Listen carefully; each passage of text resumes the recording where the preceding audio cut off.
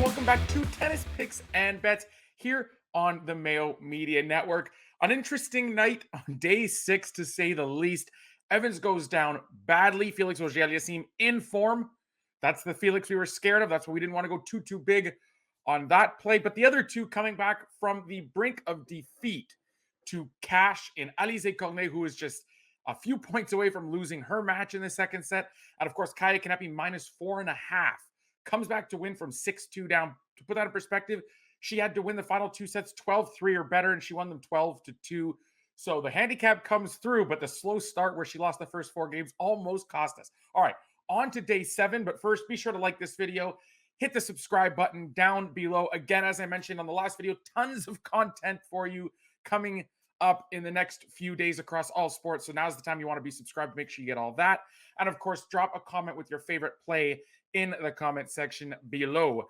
If you listen in audio format, make sure you're rate, review, and subscribe at whichever podcast app you listen to Daily Fantasy Sports Picks and Bets, The Mix. All right, let's jump in. We'll begin with the women for this video on day 7, and we are going to back the red hot Victoria Azarenka against Barbara Krejcikova here. -3 games at about -118 to -120 available out there. Seems like a nice price to me for a few reasons. First, the all-important 3 and not 3.5, 4, or 4.5 games in this spot, which means if this does go 3 sets, this is still a number that a lot of people can cover depending on the set scores. So it's still a number that even if we drop a set, is still live. I mean, the 4.5 was live with Kanepi yesterday, but this one, again, a little more live here when you get a game and a half extra to work with. Second, Victoria Azarenka in completely dominant form, running through to the 4th round here. Absolutely dominated Alina Svitolina in what was, a great matchup for her, a terrible matchup for Alina, who always struggles with power hitters. And now we've got her here against someone who struggled last round against a power player in Yelena Ostapenko, and that's Barbara Krejcikova. Look, Krejcikova comes through last year, breakout season in 2021, winning the French Open.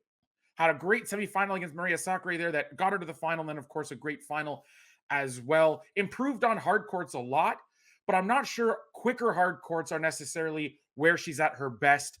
Her defensive play, her angling, she needs a bit more time to get set up to make sure her shots and her angles are where she wants them to be. I'm not sure that these courts give her that. And Victoria Azarenka can provide maybe not as much power as Ostapenko, but far more solidity from the baseline and far more consistency. So if Krejcikova is going to struggle with the power, she's not going to get nearly as many errors from Azarenka to bail her out as she did in her last match.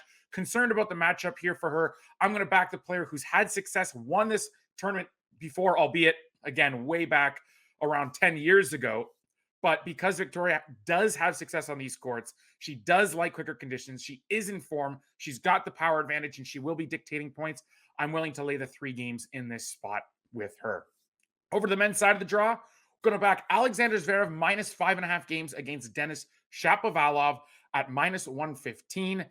Look, Denis Shapovalov has always played up to his competition. That's the only thing in this matchup that potentially concerns me. He, from the beginning of his career, when he burst onto the scene as an unknown teenager at the Rogers Cup, beating the likes of Rafael Nadal, right to last summer, where he kept Novak Djokovic so close at Wimbledon in what was another one of the matches of his life.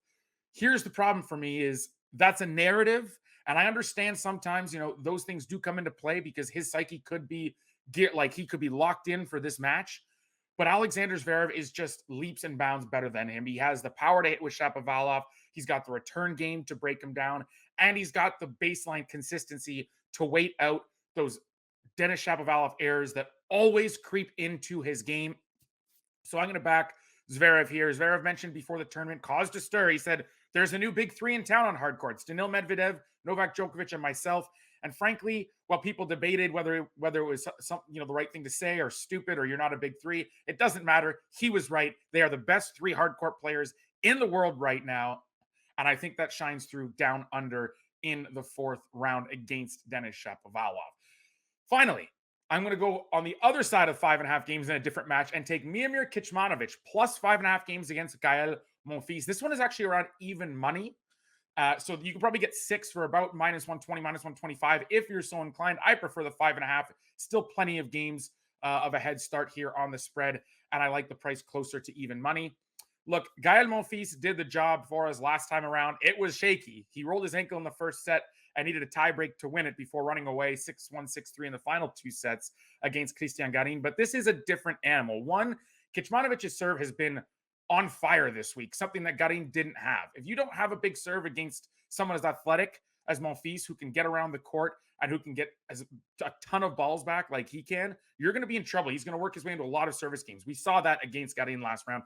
Kecmanovic's serve has been much, much better. He's also improved a lot from the baseline. The errors, the ability, he's late getting, he used to be late getting set up for his ground strokes. All that seems to be gone in his game. And I think a lot of that has to do with his new coach, David Nalbandian, who, of course, the Argentine was an absolute wall from the back of the court. Incredible player, and based his game on consistency and solidity from the baseline. His rally tolerance was elite. And I think we're starting to see that creep into Kecmanovic's game a bit. He's been much better from the baseline. He's been involved in longer rallies. His shot making is great. His depth on his ground strokes has been much, much better this week. And this season on the whole, wins against Tommy Paul are impressive. And he's also a guy who's taken advantage of the fact that he was supposed to play Novak Djokovic first round here, kind of someone he looked up to, right? He's a young Serb who grew up in the time and era of Novak Djokovic dominating. So he got really, really lucky when Novak Djokovic was deported from Australia and Salvatore Caruso came in to take his place. He wipes Caruso off the court, beats Tommy Paul, ends up here in the fourth round, and I think he can give Monfils fits. The other part about this I do like as well, Monfils, despite winning all three of his matches in straight sets, despite having a ton of 6-1, 6-2, and 6-3 sets, relatively quick sets on court. At the end of that match against Garin, for the final 2 or 3 games, he was hunched over between a lot of points. Now, he's an entertainer, and he's known for his theatrics. Could he have been exaggerating on his fatigue? Potentially. But I'm not convinced. A lot of people have talked over the years about Gael Monfils because of the style he plays, the amount he runs, the amount he's sprinting around. It's going to be tough for him to go deep in Grand Slams in a best of 5 set format because of the energy he expends. Can his body hold up? I think that, even if he exaggerated a bit, we started to see that creep in the final stages of that third round match. And this could be a spot where if he does run out of gas, Kecmanovic could very well run away with this thing in an outright fashion, let alone cover 5.5 games. So there are my day 7 picks. We'll be back tomorrow to get you set up for day 8 and the second day of fourth round action. Thanks for watching, everybody.